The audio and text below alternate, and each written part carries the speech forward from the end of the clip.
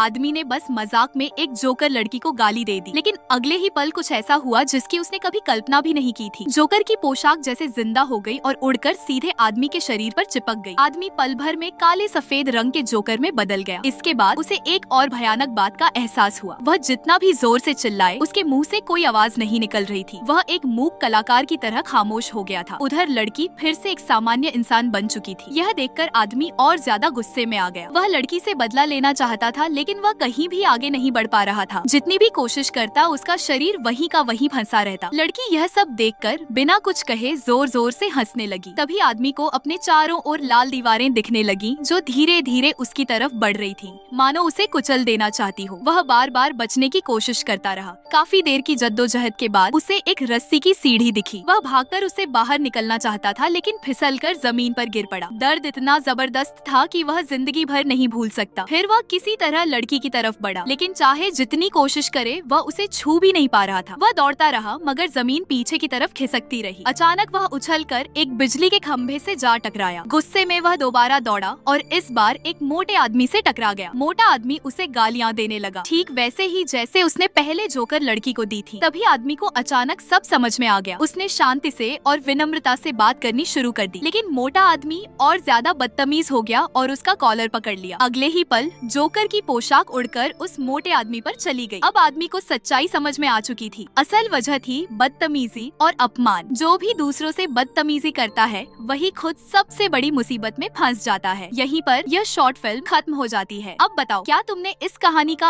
असली मतलब समझा?